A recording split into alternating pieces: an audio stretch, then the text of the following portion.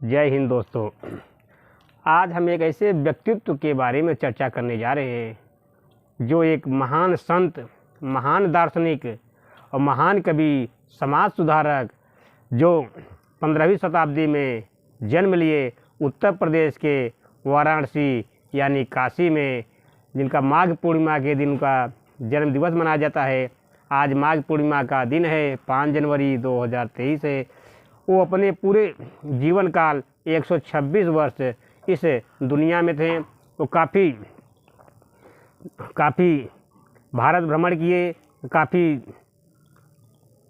भेदभाव समाज में मिटाएं और काफ़ी कुरीतियों को मिटाएं।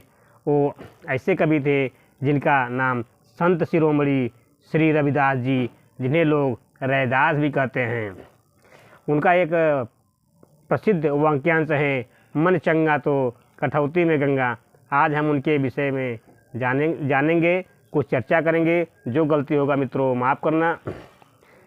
रविदास जी का जन्म 15वीं शताब्दी में हुआ था वाराणसी में। उनके पिताजी का नाम श्री संतोष दास जी था, माता जी का नाम कालसा देवी था और पत्नी का था नाम लोना जी।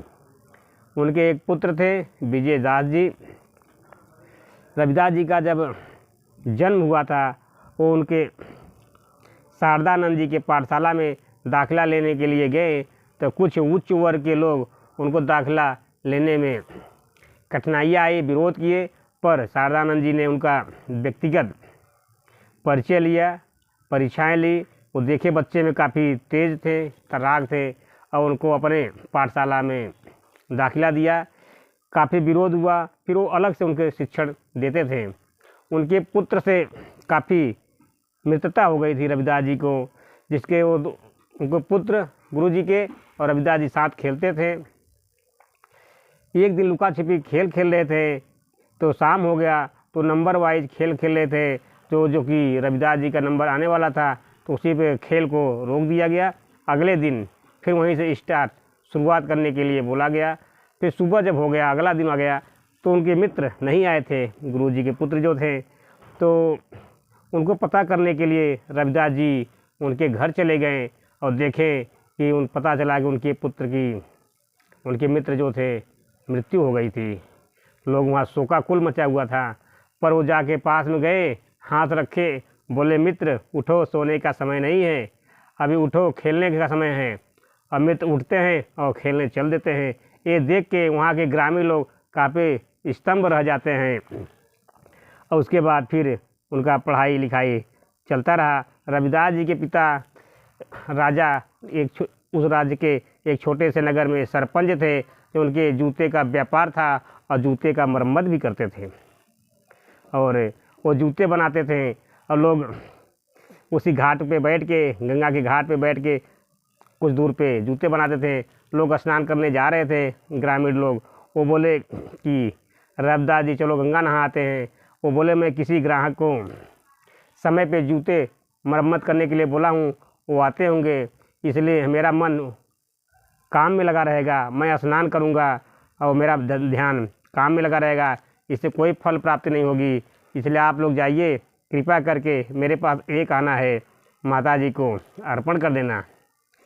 तो लोगों ने हट्ठास करते हुए उनसे एक आना ले लिए और उसके बाद चले गए स्नान करने के लिए। और उसके बाद लौटते समय वो पैसे नहीं दिए तो उन ग्रामीणों को काफ़ी कुछ अनहोनी सा महसूस हुआ। फिर जाते वक्त एक आना माता जी को बोले, ये रैदास दिया है, इसको ले लो। तो माता जी ने ले लिया और बदले में एक हाथ के कंगन दे दिए एक हाथ में। उन लोगों ने जब कंगन मिला तो काफ़ी आश्चर्यचकित हुए और रविदास जी की न देखे वो अपने पत्नी को दे दिए, क्योंकि मोह आ गया कंगन का। और पत्नी ने रखा और फिर उसके किसी कारणवश मार्केट में दे दिया गया, जिसके जोहारी के पास। जोहारी ने देखा तो काफ़ी अद्भुत कंगन था, ऐसा उनके हाथ में कभी कंगन नहीं आया था। वो कंगन वो राजा जी को भेंट कर दिए। राजा जी ने अपनी पत्नी को दी। पत्नी ने बोली मुझे इसी तरीके से दूसरा कंगन चाहिए। पर उस कंगन की सारी सच्चाई पता चल गई, कैसे कैसे प्राप्त हुआ। फिर रविदास जी को बुलाया गया, फिर रविदास जी ने को दिया गया, फिर माता जी को कंगन अर्पण कर दिया गया, गंगा माता जी को। ऐसे इसी वाक्यांश के ऊपर बोलते हैं कि मन चंगा तो कठौती में गंगा। रविदास जी काफ़ी उस समय के इतने चरम पे सारे भेदभाव थे कि पूछो मत। उस समय के किसी भी पंडित, किसी भी स्वर्ण समाज के लोग और दलित समाज से काफ़ी भेदभाव करते थे, जो कि ये मैं नहीं बोल रहा हूँ, इतिहास बोलता है उस समय का। तो उसके खिलाफ थे। वो लोग बोलते थे कि सबका खून एक तरीके का है, तो समाज में सबको एक तरीके से भाईचारा रहना चाहिए। ये उनका मेन उद्देश्य था। भाईचारा, समरसता, समानता, सब एक समान होना चाहिए। कोई आडंबर नहीं होना चाहिए, किसी के साथ कोई भेदभाव नहीं होना चाहिए, ऐसा रविदास जी मानते थे। उनके भक्त राजस्थान के राजा की पुत्री और चित्तौड़ की रानी मीरा बाई जी थे, जो कृष्ण प्रेमी थे, पर उनके गुरु रविदास जी थे और रविदास जी के काफ़ी प्रभावी थे, उनके अनुयायी हो गई थी, उनकी भक्त हो गई थी, उनको अपने गुरु मानते थे। रविदास जी के इतने वाक्यांश लिखे हैं, इतने पदावली लिखे हैं, तो उनमें से 41 पद जो कि सिख गुरु के 6वें धर्मगुरु श्री अर्जुन देव साहिब जी गुरु ग्रंथ साहिब में 41 पद गुरु ग्रंथ साहिब में लिखा गया है रविदास जी के पद को, क्योंकि सिख धर्म के लोग काफ़ी रविदास जी को पूजते हैं, मानते हैं, काफ़ी उत्सव मनाते हैं। रविदास जी का मेन उद्देश्य था कि समाज में भाईचारा बना रहे। एक बार जब 1526 में पानीपत का युद्ध हुआ था और बाबर दिल्ली के गद्दी पे बैठा था, तो रविदास जी के बारे में सुना था, तो रविदास जी के शरण में आया और प्रणाम करके अनुयायी बनने के लिए बोला। पर रविदास जी खुश होने के बजाय काफ़ी गुस्सा हुए, उन्हें क्रोध से बोला, तुम इतने हजारों हत्याएं की हो, आप हमारे शिष्य नहीं बन सकते हो।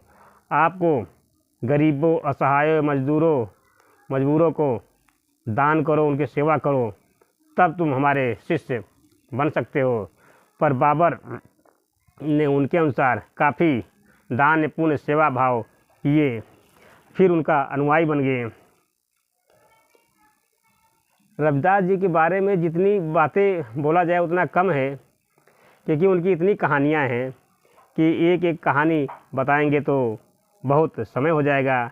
एक बार उनके पिताजी की मृत्यु हो गई थी, तो गंगे के घाट के किनारे चिता को जलाने जा रहे थे, पर कुछ विरोधियों ने उनको मना कर दिया, बोले कि यहाँ पे आप नहीं जला सकते, क्योंकि यहाँ पे हम लोग जलाते हैं। पर रविदास जी ने मनन किया, चिंतन किया, अचानक कुछ घटित हुआ और गंगा माता उल्टा बहने लगी। उल्टे बहते हुए उसी उल्टे में उस लाश को उठा ले गई, अपने गोदी में ले ली गंगा माता ने, और कहीं कुछ नहीं रह गया, क्योंकि उनकी इतनी दैवी शक्ति थी, इतनी तेज था।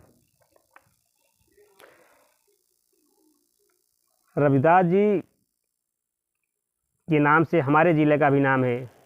जो मैं संत रविदास नगर ज़िले से आता हूँ, वो ज़िले का नाम कुछ राजनीतिक कारणों से अब भदोही ज़िला हो गया। नहीं, पहले